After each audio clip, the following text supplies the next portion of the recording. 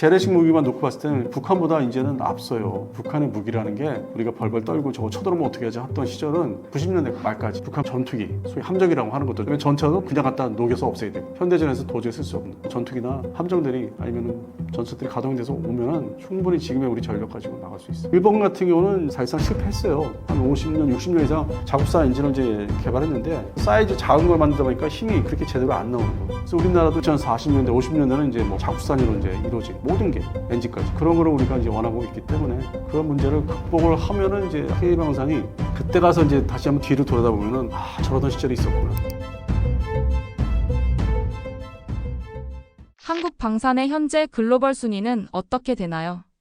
군사력 순위로 최근에 이제 뭐 발표가 얼떨결에 됐는데 저는 개인적으로 이제 그 발표한 그 단체 보통 이제 유럽 쪽인데 좀 생소한 그 단체예요. 근데 물론 이제 또 뭐 온라인상으로 많이 또 활동하시거나 그 수집하신 분들한테는 생소하지 않을 수 있는데 저는 이제 오랜 기간 봤을 때는 그것부터가 이제 의문이 드는 거예요. 아 얘네들이 뭐지? 근데 뭐 젊은 사람들은 또 안다고 할 수는 있어요. 저희들 한참 후면은. 그래서 그런 측면부터 시작해가지고 들여다보니까 이게 평가 기준이 중요해요. 평가 기준이. 그러니까 마치 그 여론조사할 때 그 기준이 다 있잖아요. 설정에 따라 달라지잖아요. 그래서 평가 기준이 뭐냐? 순수하게 재래식 무기만 분류해서 본 거냐? 아니면 핵전력까지 합해서 본 거냐? 근데 이게 제가 추정컨대 재래식 전력 중심으로 한 것 같더라고요.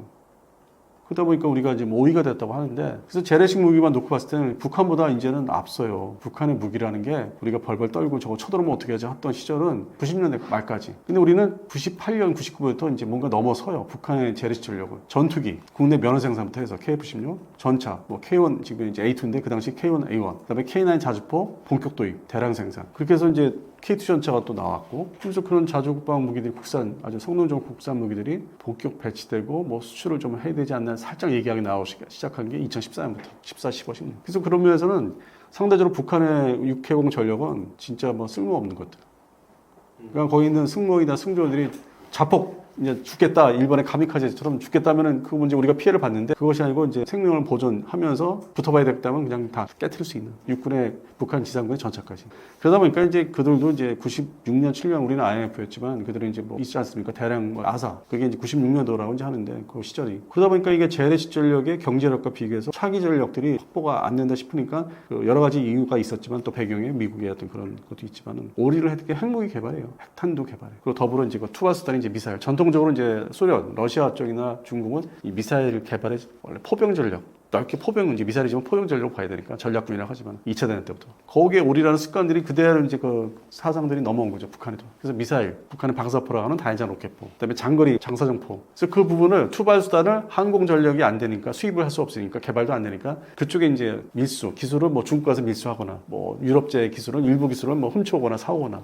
다 이제 합하면 되니까. 그래서 특화시켜가지고, 그거는 이제 결국에는 이제 뭐 핵탄두가 들어가면 이제 전략 무기가 되지 않습니까? 이제 그런 부분을 배제를 하고 북한의 무기 체계를 보면 엄청나게 노화되어 있어요. 다 갖다 버려야 돼요. 그 한때 그 유럽에서 91년도에 동서독이 이제 통합이 됐을 때 그나마 그 당시에는 그 독일 쪽은 더 쓸만한 무기들이 있었어요. 그래서 많이 걷어들였죠. 버릴 건 버리더라도. 근데 북한은 이미 그 정도는 아니에요. 다 갖다 버려야 돼요. 북한 무기 현재 있는 거는 전투기, 그 아주 작은 그 여러 가지 450척이 있는 소위 함정이라고 하는 것들, 조그만 소형들. 그다음에 전차도 뭐 T-55기는 그냥 갖다 녹여서 없애야 되고 현대전에서 도저히 쓸 수 없는. 그래서 뭐 만약에 남북 통일이 이제 평화 통일이 돼서 마치 동독, 서독 통합되듯이 하면은 북한 전력은 갖다 쓸 게 없어요. 소총도 너무 이제 오래 썼기 때문에 그걸 또 뭐 다른 나라에 원조하면 또 미국이 뭐 안 좋아하니까 통제하니까 그냥 다 그냥 부셔버려야 돼요. 그냥 탄화 자체가 우리하고 이제 공통성이 없으니까. 그래서 그 정도로 이제 북한의 재래식 전력은 한참 그 밀릴 수밖에 없는 순위가 뭐 38까지 내려가는 게 쓸만한 무기는 재래식 무기는 거의 사실상 가동되는 거는 이 투발수단, 탄도탄, 순항미사일, 뭐 다연장 방사포 그리고 이제 장사정포. 딱 그게 아주 자기들의 아주 핵심 전력이다. 그리고 그거는 죽기 살기로 한번 선제 공격에 우리가 맞으면은 우리 피해가 많을 거는 분명하고.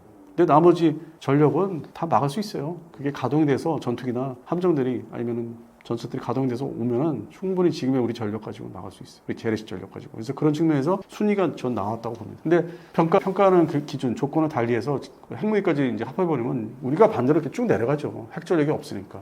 이게 평가 기준이 중요하다. 전에는 그냥 뭐 그냥 전반적으로 이제 말씀드렸는데 이거 가만히 살펴보니까 기준점이 달랐던 게 나오더라고요. 향후 10년 안에 방산 강국이 될 수 있을까요? 그래서 앞에서 설명드렸던 질문과 이제 중복이 될 수 있는데 그 차기 무기들 지금 개발하고 있는 거 한참 개발하고 있는 게 상당히 많아요. 그냥 제가 머릿속에만 생각해도 한 100종은 되는 것 같아요. 작은 무기부터 아주 큰 무기까지 뭐 거기 이제 큰 무기 중에 KF-12 뭐 여러 가지 미사일, 공중 발사 미사일, 뭐 공대지 미사일, 공대 미사일 상당히 이제 업체별로 ADD가 뒤에 이제 딱 움켜쥐고 이제 하는 것도 있지만은 그런 측면에서는 앞으로 2030년대에 갖다 이제 수출할 수 있는 어떤 우방국 동맹국하고 잘 이렇게 협의를 해서 팔 수 있는 물건들은 이제 앞으로 늘어난다. 그래서 거기서 이제 대표 선수는 KF-21 전투기 시리즈, 그리고 KDDX의 수출 버전, 그리고 이제 잠수함도 가세가 될 수 있죠. 도산 안창호급의 어떤 미래 수출 버전. 그리고 이제 뭐 하다못해 어떤 나라에서 그 비행갑판형의 뭐 헬기 항모라도 좀 하겠다면은 그것까지 우리 기술을 다 갖고 있으니까 지금 우리 독도와 마라도함이 있기 때문에 만들어봤기 때문에 그건 얼마든지 뭐 2030년대도가 발주하면 해줄 수 있고 전차 버전은 현재 K2 흑표연차가 4차 양산 들어가기 전인데 그건 기본 버전이고 현재 개량 버전을 2030년대 앞두고 있기 때문에 거기에 들어가는 생전 키트가 좀 가격을 다운시키는 이제 조건으로 하면은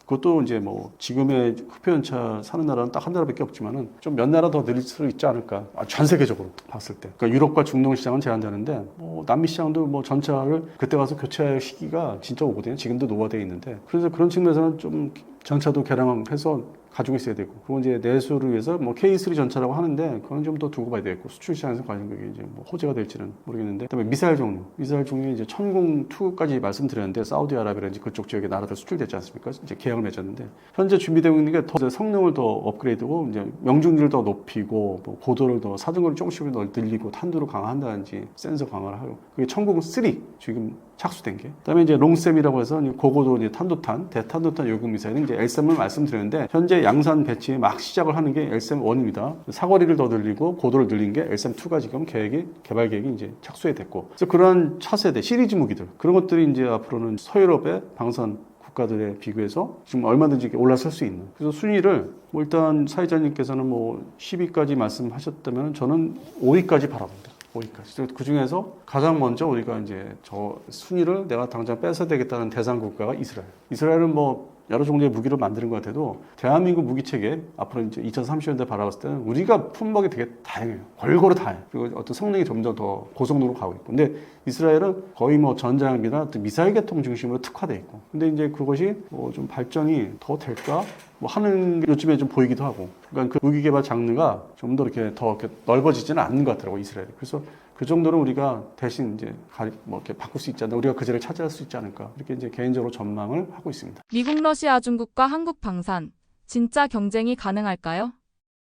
지금의 이제 미국의 트럼프 정권이 들어서면서 러시아는 조금 저기잖아요. 봐주고 있잖아요. 우크라이나 전쟁을 보면서 뭐 봐주는데 그 옛날에 냉전 시절 한참 냉전할 때는 이제 소비에트 연방이라서 엄청나게 거대한 거를 이제 축소시켜 놓은 거란 말이에요. 다 떨궈서 뭐 같이 뭐 경제협력도 하고 먹고 사는데 무기체계도 뭐 아직도 쓰는 것도 있고 중앙아시아 쪽에 CIS 공화국. 그래서 축소시켜 놨기 때문에 뭐 좀 그런 게 있어요. 미국 입장에서는 일단 한번 손을 봤다. 그렇다고 나라를 뭐 제거를 할 수 있는 것도 아니고 핵무기를 갖고 있으니까 전 세계 탄도를 이제 대량 보유한 국가의 넘버원이기 때문에 그래서 어느 정도 적정 수준에 좀 이렇게 내려앉혔기 때문에 소비에트 연방에서 그 다음 단계는 지금 지나온 30년 사이에 급성장한 중국 군사력을 내뱉으면은 이게 진짜 정말 미국한테 덤벼들 수준까지 상황까지 오기 때문에 그래서 이제 이게 무슨 말씀이냐면은 전통적인 무기 개발국이고 강국인데 러시아 방산에 대해서는 겹쳤어요. Su-35 전투기 판매하려고 하는 시점에 이 러시아가 우크라이나 침공하면서 그게 다 국제적으로 이거 사면은 위배, 어떤 국제관계 위배되는 거야. 그래서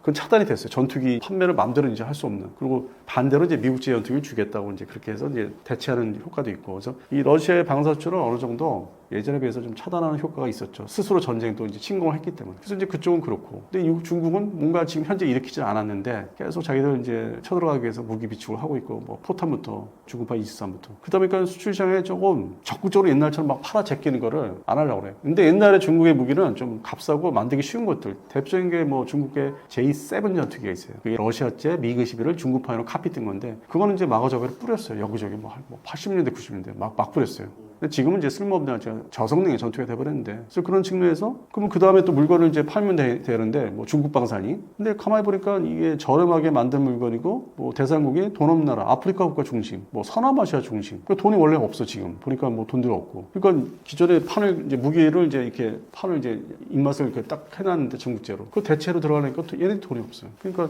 뭔가 이제 기운이 빠지고 기껏해야 나이지리아 정도. 나이지리아는 뭐 그 나라는 뭐 여러 가지로 해서 뭐 돈을 모으더라고요. 나쁜 얘기는 안 하겠습니다만은 나이지리아가 이제 그래서 그런 돈 모아가지고 이제 사는 거죠. 뭐 이집트도 사실 그 국방 예산은 일부러 뭐 어떤 관광 산업에서 돈을 유입해가지고 뭐 국방 예산 쓴다는 얘기도 있고 그래서 그런 나라들은 이제 줄어들었죠. 대상 국가들이 줄어들어가지고 그리고 자꾸 이제 미국이 견제하고 이제 지켜보고 있기 때문에 예전보다는 축소됐죠. 중국 방산 수출이 원활하지 않고 기껏해야 뭐 전차 중심, 전차 VT 시리즈 전차 중심으로 조금씩 팔리고는 있고 전투기 쪽은 사실 제한돼 버리더라고요. 저희들이 파키스탄을 이제 원조로 이제 그렇게 판매를 하면서 인도를 이제 소위 포위를 하기 위해서 그런 나라들 아시아에서 인도를 포위해야 되니까 반대로 인도를 포위해야 되니까 파키스탄 서로 주적이고 그리고 이제 미얀마도 문제가 많지 않습니까? 그런 나라들 대상으로 뭐 방글라데시 못 사는 나라. 그래서 중국의 방사는 그 옛날 같지는 않다. 그래서 그 자리를 뭐 이제 우리가 이스라엘 목표도 하고 있지만은 순위상으로 한편은 이제 그것을 이제 우리가 대체할 수 있는 나라. 근데 또 미국이 이제 뭐 전투기 같은 거는 엔진이 자국산 자기네 미국제이기 때문에 통제하기 때문에 그 상황을 이제 면밀히 잘 보면서 가격을 또 외상으로 뭐 줘야 되는 것도 있을 것 같고 그럴 바엔 또 인도네시아 같은 문제가 생기기 때문에 이게 지금 한편으로 또 좀 그것도 난제긴 해요. 중국의 그 비는 시장을 우리가 들어가면 되는데 근데 다만 이제 여기서 예외가 하나 생겼죠. 아랍에미리트가 중국제 고등훈련기를 뭐 자기들이 이제 아크로바틱 팀, 에어쇼하는 팀의 그 기종을 대체하기 위해서 발주했는데 생산이 안 돼요. 그게 이제 뭐 유명무실해져 갖고 원래 생각했던 우리 T50, FA50 계열을 이제 좀 생각을 많이 하고 있다. 최근에 이제 그 뉴스 나왔지 않습니까? 그래서 그런 정도 좀 뭐 한두 나라를 이제 우리가 돈 있는 나라죠, 그 나라는. 그 정도는 이제 우리가 대체할 수 있는데 일단은 중국 방산이 옛날 같지 않기 때문에 우리가 그 틈, 미국, 그다음에 유럽, EU죠. 그래서 이제 한국을 이제 늘려면 될 수 있죠. 뭐 이스라엘과 함께. 그래서 여기서 러시아하고 중국은 일단은 좀 빼고 시작하자. 옛날만큼 대량으로 못 판다. 그런 측면에서 저는 이제 좀 빅4라고 하면은 그냥 미국, EU, 이스라엘, 아직 이스라엘이 이제 팔고 있으니까 한국 이렇게 넣고 싶어요. 그래서 이건 좀 바꾸고 싶습니다. 러시아, 중국이 2022년 이래로 옛날 같지 않다. 그런 무기 수출에 있어서는. K방산의 최고 강점과 약점은 무엇이고 앞으로 어떤 전략으로 나아가야 할까요? 적정 가격을 이제 해서 만들어내고 있고 그 서방 측보다 서유럽보다는 빨리 만드는 그 실력 그리고 무기 만드는 공장들이 경남 특히 그 창원 쪽에 다 집중돼 있고 그러니까 경남에 같은 전력화돼 있는 거죠. 뭐 북한이 만약에 이제 쳐들어왔을 경우 대비해서 최대한 남쪽으로 이제 배정함. 그래서 위치도 그렇고 만들어내는 것도 그렇고 바로 이제 뭐 선적을 할 수 있는 그런 이제 뭐 주변 조건도 갖고 있고 그럼 환경도 이제 다 잘 갖추고 있는데 원 그 무기들을 보면 살펴보면은 그 K2 전차 같은 경우 파워팩이 한때 문제가 됐고 독일제 랭크사 그게 이제 끼어들어가지고 마음대로 못 판다. 이 독일하고 친하지 않은 나라들은 한테 할 수 없다. 못하게 한다. 마치 미국처럼.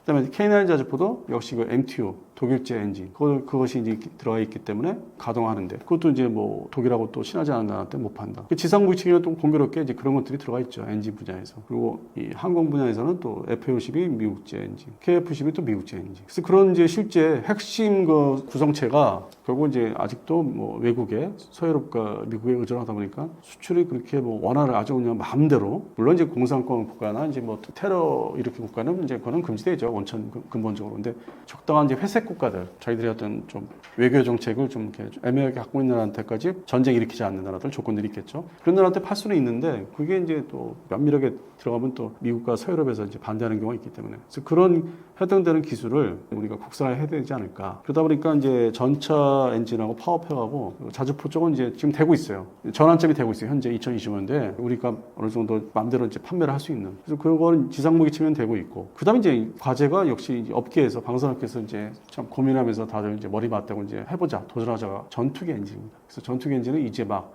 기획이 돼가지고 여러 세미나나 이제 여러 이제 토의들을 거쳐가지고 올해부터 개발을 들어가는데 이게 전투기 엔진이 그냥 단순한 게 아니기 때문에 일본 같은 경우는 사실상 실패했어요. 한 50년, 60년 이상 자국산 엔진을 이제 개발했는데 이게 뭐 일단 쉽게 얘기해서 사이즈 작은 걸 만들다 보니까 힘이 그렇게 제대로 안 나오는 거. 그러니까 기술의 원리는 다 파악했고 뭐 소재가 어떻다 아는데 뭐 원천 뭐 그 소재, 열에 견디는 소재 이런 문제도 있고 뭐 터빈 블레 뭐 여러 가지 문제가 다 복합적으로 아주 튼튼한 미국 수준의 뭐 영국이나 프랑스 수준의 그거를 이제 완성 못 하다 보니까 손을 놓고 일단은 기본 기술은 이제 알겠다 가지고 있는데 그 손을 놓고 이제 영국으로 가서 이렇게 차세대 전투기로 공동 개발로 지금 바뀌었거든요. 그래서 그런 것도 결국 이제 엔진이 나머지 뭐 복합 소재라든지 뭐 A사 전자주사식 레이더 이런 게 문제가 아니었고 그건 다 이미 확보를 했고 일본 같은 경우. 그래서 우리나라도 지금 그 문제가 엔진에 이제 딱 거기서 머물게 부닥치는 거죠. 엔진 문제, 전투기 엔진. 그래서 뭐 그거를 손 놓고 있을 수는 없고 2040년대, 50년대는 이제 뭐 프랑스 라팔 전투기 같이 뭐 다 자국산으로 이제 이루어진 모든 게 엔진까지 그런 거를 우리가 이제 원하고 있기 때문에 그 부분이 이제 시작이 된 거죠. KF11의 120대 양산과 별도로. 그래서 그런 문제를 극복을 하면은 이제 앞으로 다 모든 게 시간과 돈 문제인데 그것이 이제 다 해결해 줄 거고 하면은 2050년대는 지금의 K방산이 그때 가서 이제 다시 한번 뒤를 돌아다보면은 저러던 시절이 있었구나. 그냥 폴란드에 목을 메고 거기서 수익을 창출하고 뭐 물론 이제 사우디에 뭐 일부 미사일도 팔았지만 지금은 2050년대 지금은 이제 뭐 여기저기 다 이제 불러준다. 사겠다고. 그리고 또 그때 가서 국제 환경이 또 이제 바뀔 수 있기 때문에 그러면 더 이제 대상국가 늘어날 수 있고. 그러면 중요한 거는 현재 그런 핵심 기술을 지금부터 개발해야죠. 시간이 보통 뭐 10년에서 15년, 20년 걸리고 완전 생산 배치하려면. 또 다른 이제 시작, 출발점이에요, 지금 현재. 그러니까 중간 단계는 뭐, 앞에서 말씀드린 뭐, KF-21, 뭐, KDDX의 수출 과정, 뭐 이런 게 있다면은, 그 다음 단계는 이제 엔진, 항공 엔진이 나와야만 단계별로 발전이 되는 거죠, K방산이. 수출 어떤 수익성이 더 늘어나는 거. 어떻게 보면 이제 2022년 그 러우 전쟁 발발로 폴란드의 급한 발주가 본격 K방산의 어떤 점화를 이제 하지 않았나. 그전은 그냥 그전에는 우리가 내부적으로 뭔가 다지고 실력을 다져서 우리 군한테 납품하는 데 중심, 주력을 했다면 이제 그 단계 22년도 2월 24일 이후부터는 딱 바뀌면서. 그래서 이제 이런 국가들 계속 세일즈를 하지만은 급격히 자주 퍼는 예외라고 할 수 있는데 전반적인 K방산의 제품들이 대량 뭐 수주를 받으려면 앞으로 향후 또 10년은 또 잘 버텨야 되는 그런 문제가 있습니다. 우크라이나 전쟁 이후 K방산이 뜨는 이유는 무엇인가요? 말 그대로 이제 수요가 이제 새로 생겼죠. 대량 수요가. 이게 이제 러우 전쟁이 이제 발발하면서 그 해당되는 2월 24일에 발발했는데 그 시점에 뭔가 세일즈는 나가 있다는데 판매를 위해서 영업을 이제 했다는데 이게 한국 K방산이 그렇게 상당히 대단하지 않다. 그냥 국내 개발을 잘했다. 그래서 국내 내수, 육군, 해군, 뭐 공군, 해병대에 대한 성능 좋은 무기를 잘 납품하고 있고 이 항공기 분야, 뭐 이제 FA50이죠. T50 분야로 분류하면 동남아 시장은 잘 팔고 있다. 근데 이 대수가 워낙 폴란드에서 옵션 발주를 하다 보니까 이것이 이제 뭐 붐인 거예요. K방산. 이게 우리가 10년 동안 14년부터 이제 정착을 시킨 실전 배치를 군에다 한 게 이게 빛을 보나 보다. 그동안 고생한 게 참 보람이 있다 했는데 이 대량 발주가 우리가 부풀려진 거 있죠. 그 언론이나 뭐 유튜브에서 이걸로 해서 한꺼번에 물건 다 팔아서 막 떼돈 버는 줄 알고 그거를 끊임없이 한 거예요. 보도를. 가짜 뉴스는 아니더라도 조금 가미를 해가지고. 그래서 거기에 분위기에 휩싸였고 그 다음은 이제 이게 소재, 내용들, 컨텐츠라는 게 또 뭔가 비슷한 걸 만들어내야 되잖아요. 그러니까 부풀려져서 주변국, 뭐 루마니아 얘기도 나오고, 그다음에 뭐 중동이 또 움직인다. 근데 실제로 단적인 예를 들면은 그렇게 해서 부풀려져 갖고 지금 4년 차인데 K방산 해가지고 전차, K2 전차가 폴란드 말고 또 판매가 성사가 된 나라가 있습니까? 내가 항상 물어봐요. 그냥 정신을 차리고 보면은 폴란드의 대량 발주 하나지 이 수출을 성사시켜서 가져가기 시작한 나라가 어디냐 또 있냐? 완성된 게 뭐 어딨냐? 계약서 쓴 게. 그냥 얘기만 열심히 아주 상당히 호의적으로 되고 있다 뿐이지 완성이 안 되겠죠. 근데 그 전에 폴란드 수주 전에 러우 전쟁 전에 중동에 이제 뭐 오만 대표적으로 이제 현대로템 K2 전차 제작사에서 오만의 힘을 다 기울였어요. 그래서 사막 버전을 이 러우 전쟁 나기 전에 이 전시회, 뭐 DX 코리아라든지 서울 아덱스 때 막 발표를 해요. 근데 그것도 시간은 뭐 너무 많이 끄는 거예요. 지지부진하게. 오늘 내일 하다가 결국 안 되고. 뭐 동시에 그 당시에도 7, 8년 전에도 뭐 이집트가 관심이 많다고 하더라고요. 물론 많죠. 근데 국방비가 미국의 군사원조 비용을 받아서 운영하는 나라인데 그래서 그게 과연 미국의 간접적인 통제도 있고 왜냐면 90년대 미국제 구형 전차, 패튼 시리즈를 다 많이 대량 보유하고 있는데 M1 전차도 있지만 또 이거를 마음대로 자기가 그냥 생각한 대로 그게 미국의 군사원조로 그 부품들을 받아서 유지하고 있는데 어느 날 갑자기 이거 주신 거다 그냥 갖다 버리고 미국제를 그 상태에서 M1 전차를 뭐 마음대로 살 수도 없지만 그 시리즈를 이걸 배제하고 한국제 전차를 사겠다. 그럼 미국이 내가 돈을 줘서 유지되는 군사력인데 한국도 뭐 아주 뭐 아끼는 동맹이지만은 이건 이제 방산 수출 수입 문제이기 때문에 그냥 너는 그거를 사서 일단 그 금액이 있냐? 그리고 유지할 돈이 있냐? 운영 유지비. 내가 또 대줘야 되냐? 먼저 그걸 다 따져보는 거죠. 미국 쪽에서는. 그러니까 이제 쉽게, 그러니까 미국이 반대하는 게 아니라 그거는 이제 누울자를 보고서 이것저것 따져보면은 이집트의 경제력도 이제 뭐 한계가 있고 정말 거기 가난하잖아요. 진짜 뭐 관광으로 먹고 사는 나라. 그래서 그런 게 모든 게 작용해요. 사우디는 사우디대로 이제 우선순위가 아니고 그냥 기존의 구형전차, 패트 시리즈하고 그 신형이라고 하는 이제 M1, A2 시리즈를 혼합해서 갖고 있기 때문에 그러니까 최신 전차는 있으니까 그리고 중동에 이제 사우디 반도가 뭐 당장 뭐 전쟁이 뭐 이란이 군사력이 뭐 지상 전력이 뭐 아주 우수해서 들어올 것도 아니고 결국에는 이번에 이제 뚜껑이 열렸지만은 미사일 쪽이고 뭐 순항 미사일이나 뭐 드론. 그래서 그런 측면에서 계속 얘기는 나오는데 그리고 동시에 유럽의 또 방산 업체들 아주 전통적인 고참 방산업체들이 또 견제를 하고 그러면서 그 예산을 해당 국가의 예산을 이제 전차 쪽으로 흘러가지 않기 위해서 자기들이 이제 전차 생산이 이제 원활히 안 되니까 그러면서 이제 해당 뭐 영국, 프랑스, 독일이 그 지역에 가서 전투기 먼저 사 이거 급하잖아 고성능 이거 먼저 사야지 무슨 전차 이거 나중에 사고 우리 유로파이터 뭐 라파 이거 먼저 사야지 그렇게 치부들어가는 거죠 세일즈라는 게 아주 합법적으로 합리적으로 그러면 우리한테 기회가 이제 우선순위에서 또 밀리고 해서 지금 7, 8년 흘러왔어요 제가 지켜본 것만 해도 그리고 전 세계에서 K2 전차가 납기된 거, 들어간 거 폴란드 하나. 예정인 거는 이제 루마니아 기대하고 있고, 그다음에 더 나가서 페루도 뭐 얘기하는데 좀 시간이 많이 걸릴 거예요. 그게 우리가 진짜 완성된 걸로 뉴스로 접하기까지는. 그래서 한편으로는 K방산이 그런 수출에 있어서는 저는 이제 좀 약간의 허와실이 좀 있다는 걸 이제 옛날부터 알고 있었고, 근데 이제 이거를 이 분위기를 한 3년 전이나 2년 전만 해도 이거를 그냥 고지고대로 얘기하면 싫어하더라고. 이게 이 국뽕이라는 게 존재해가지고. 그래서 제가 이제 태세 전환을 한 게, 그러면 전차 이런 거 실제적인 얘기를 좀 하더라도 좀 톤을 좀 줄이고 KF21을 얘기하자. 이게 인기가 KF21은 나무랄 데도 없고 인기가 좋고 이제 지향적이기 때문에 저도 지금 기대가 되고. 그래서 제가 최근에 소재 패턴을 이제 그런 지상군보다는 꾸준히 KF21로 돌아쓰고, 그것도 하면은 그거 조회수 이렇게 따지잖아요. 우리는 이 업계에서. 무난히 다들 좋아하시고, 그게 반복되는 얘기 하더라도 이게 좀 이렇게 말투가 다르거나 억양 다르잖아요. 같은 거를 소재를 뭐 내용을 얘기하더라도 분위기 어떨 때 똑같은 걸 하더라도 제스처를 이렇게 취해서 이렇게 흥을 이렇게 돋굴 수 있고, 그래서 그런 측면에서는 현재 KF11이 더 국뽕, K방산의 선두주자. 아직 뭐 실전 배치되는 전투기는 아직 안 나왔는데, 이제는 우리가 그래도 분위기에 좀 취해가지고 가려면 오히려 폴란드에게는 좀 내버두고 KF11로 좀 태세 전환하자. 저는 이제 그러고 있습니다. 그런 방산의 어떤 실제 지금 흐름이 그렇게 되고 있기 때문에. 미국이 한국 무기를 우회 지원하고 있다는 말이 사실인가요? 짧게 말씀드릴 수 있죠. 이건 말 그대로 이제 우리가 이건 다 알고 있죠. 포탄은 이제 미국을 통해서 비밀리에 뭐 이렇게 비공식적으로 보낸 거. 그러니까 우리가 이제 어떤 서류상, 장부상이나 외형적으로 이제 미국에 포탄 수출한 거죠. 근데 뭐 그것은 평상시에 1953년 우리 한반도 휴전 이래로 미국이 거꾸로 우리 견인포 포탄을 대량으로 이제 공급하면서 우리가 70년대부터 자체 생산하고, 그래서 엄청나게 그 부분이 포탄 부분이 견인포나 자주포 포탄이 엄청 쌓여 있죠. 많이 갖고 있죠. 물론 옛날 거는 이제 또 폐기 처분해서 또 그건 그대로 없애면서 또 채워넣고, 그 부분이 워낙 이제 뭐 대단하기 때문에. 그리고 포탄이라는 거는 이제 뭐 박스에 담겨서 이렇게 미국 가서 넘어가는데 시간도 걸리고 표시도 안 나고 박스갈이 한다고 그러잖아요. 박스갈이 우리가 일반으로 하면서 그런 측면에서 이제 넘겨주면은. 그리고 이제 그 포탄 자체에 뭐 로트 번호 같은 게 이제 있어야 생산 번호 같은 게 한국에서 했다 뭐 이런 게. 근데 그거는 발사해서 그냥 땅 터지면 다 흩어지는 건데, 물론 과학수사 기법으로 어디 터진 거 주워서 이렇게 깨맞추려면 알 수 있는데, 단순하게는 이제 그쪽 부분이 우리가 우크라이나 전쟁의 간접 어떤 지원 그런 면에서는 좀 리스크, 부담감이 좀 적었던 거죠. 저는 이제 제가 알고 있기로는 이제 포탄 부분이다. 그리고 아예 대놓고 이제 하는 거는 역시 폴란드 수출에 주력하고 있다, 집중하고 있다. 그래서 그런 게 어떤 그 러시아를 이제 상대로 우리가 러시아가 전쟁을 일으켰지만, 그냥 뭐 미국을 통해서 우크라이나 지원 전쟁 거 참여라고 하면 하는 참여인데, 그거를 안 할 수는 없고 해서 좀 이렇게 적게 로우급으로, 하이급으로 러시아가 국교를 뭐 단절하자 이 정도까지는 안 가게 적절히 조절했기 때문에 이거는 뭐 K방산에 들어가지는 않아요. 제가 볼 때는 이게 어떤 미국과의 관계를 유지하기 위해서 그런 측면에서 우리가 좀 하지 않았나. 그래서 이건 뭐 K방산은 좀 연관되는 게 어려요. 포탄에 대한 거는 풍산이나 하나가 이제 생산을 특히 이제 하고 있는데, 풍산 쪽은 이거에 대해서 이슈가 그렇게 안 되고 있어요. 실제 제가 접촉해서 얘기 들어보면 해당되는 이제 포탄 155mm, 뭐 아무래도 군에 있는 거를 줄 수도 있기 때문에, 그러니까 육군이 소유가 있는 걸 이렇게 1차적으로 넘어가면서 그거를 또 풍산 같은데 이제 발주를 하면 이렇게 채워넣는 형식으로 그 표시가 안 나요. 또 실제적으로 이렇게 자세히 살펴보면. 그래서 그런 측면에서는 수위 조절을 잘했다. 그리고 이제 현재 휴전과 함께 종전도 얘기하고 있기 때문에 그동안 시끄럽던 3년, 뭐 만 3년 동안 시끄럽던 얘기는 다 이제 다 수그러들었고, 그래서 뭐 이거는 그렇게 관심들은 안 가시는 것 같아요. 한국 무기가 직접 참전한다면 어떤 영향을 미칠까요?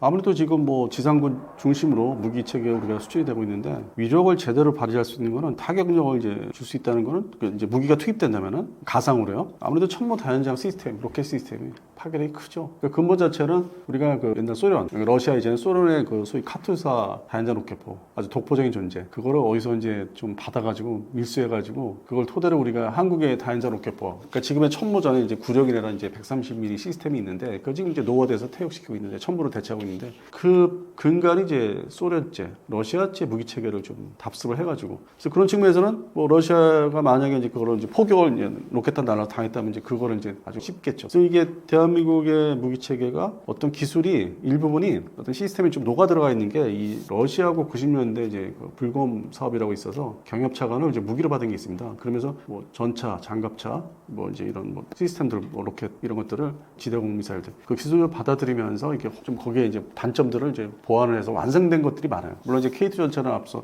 어떤 그 흐름상을 보면 미국제 기술 기반은 이제 프랑스 색깔을 조금 이제 도입을 했고, 그다음에 전반적인 뭐 자동 장전 이런 시스템들은 또 러시아 거를 많이 참고했고, 그래서 골고루 이게 들어가 있죠. 그래서 K2 전차가 상당히 우수한 게 이제 그런 측면이 있기 때문에, 전차는 뭐 가까운 곳에서 이제 뭐 4km 뭐 이런 정도에서 싸우는 거기 때문에 딱 상대방 하나 때리고 그다음에 때리고 하는 것 때문에 이렇게 파급력이 사실 이렇게 보병의 소총 전투 같은 그런 개념이고, 막 무작위로 때리고 정밀 타격할 수 있는 거는 천무 다연장 대한민사 로켓 시스템. 거기에는 탄도탄까지 넣어서 발사할 수 있기 때문에 그래서 파괴로 따지면은 이제 천무 시스템이 만약에 이게 어떻게 해서 지금 이제 소위 러우 전쟁이 2차 전쟁이거든요. 엄격히 분류하면 2014년도에 한 번 있었기 때문에 쿠름반도로. 만약 3차 휴전을 한 상태에서 또 자기들 힘을 보강해서 붙고 한다면은 앞으로 가까운 미래에 이 폴란드가 보유한 무기가 뭐 우크라이나로 가지 않는다고 보장도 할 수 없기 때문에 일부가 소량으로 또 넘어갈 수 쓸 수 있어. 어떤 형식으로든지. 지금은 그런 일은 없는데. 그래서 그럴 때는 이제 러시아 입장에서는 이제 깜짝 놀라는 게 이제 천무 시스템거든요. 뭐 K9 자주포는 40여 킬로니까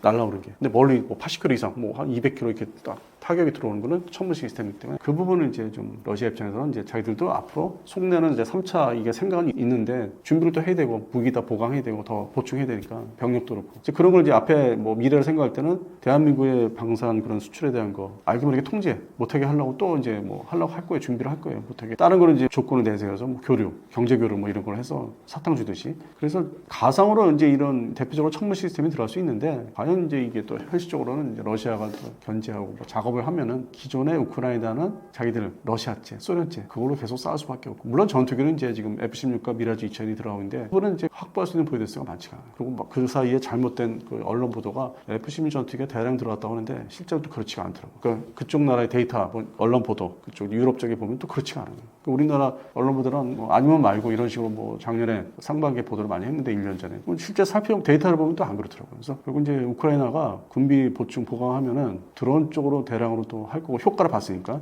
그리고 전차나 자주포는 결국 서로 밀어내기인 게 폴란드가 우리 걸로 지금 이제 차례차례 받아가잖아요. 그러면 급할 때 처음에 개전 초기에 줬던 물건들이 그걸 다 채우잖아요. 폴란드 군이. 그리고 또 추가로 받잖아요. 어쨌든 추가로 받잖아요. 그리고 또 이제 그 여유가 생기면 러시아제가 이제 잉여, 소위 T-72 전차나 PT-91 전차가 잉여가 되는 거지. 그러니까 대한민국의 K방산의 폴란드 수출이 이제 그런 측면, 밀어내기 측면에서 중요하다는 거죠. 다 같이 이렇게 보면은.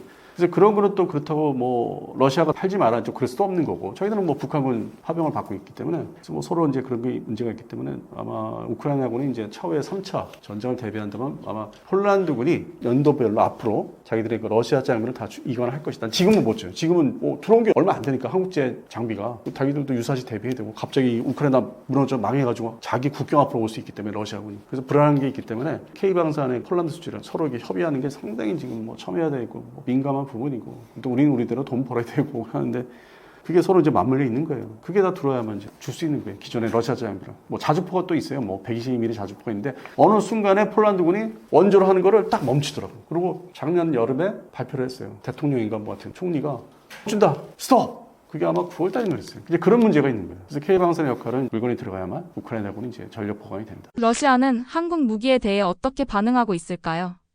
까지 뭐 그런 거는 없어요. 왜 우리가 불검 사업으로 들어왔던 뭐 T-806 전차라든지 BMP-3 장갑차 지금은 다 퇴역하는 이제 단계로 들어가서 뭐 실전 배치는 안 돼 있고 다 실전 부대에서 다 이제 나왔는데 겨우 이제 훈련 부대는 있는데 소위 얘기하는 이제 뭐 러시아제 이글라 미사일 그건 이미 다 저 도태됐고 그것도 이제 수명 연한이 있어서 그러다 보니까 뭐 헬기도 있고 뭐 까우프 32 뭐 산불 끄는 그런 거는 있는데 그거를 처음에 이제 우려했죠. 줄까봐. 그건 이제 바로 가져가면은 폴란드군이나 특히 우크라이나가 가져가면 바로 쓸 수 있는 무기인데 근데 지금 3년, 4년 되면서 이게 다 우리 군에서도 노후화된 장비로 생각하고 있고 그리고 이제 포탄도 이미 다 소모해서 뭐 가지고 있는 것도 없고 해서 그 부분을 이제 러시아군은 K방산 무기보다는 실제로 이제 러시아 자기들이 판매했던 장비를 주지 마라. 골고루 뭐 육해공 뭐 무기들이 뭐 해군에도 호버크래프트 공기방정이 있는데 그 세 책이 있는데 이제 그런 게 우리 대한민국 국군의 각 군에 있었기 때문에 그거를 다 싹 뽑아서 줄까봐 그걸 제일 걱정했죠. K방산의 무기는 어차피 폴란드에 국한된다는 걸 이제 알고 있었고 그리고 미국이 아토과들하고 전쟁 초기에 많이 지금 뭐 물건들을 선별을 했어요. 좋은 것만 준 게 아니라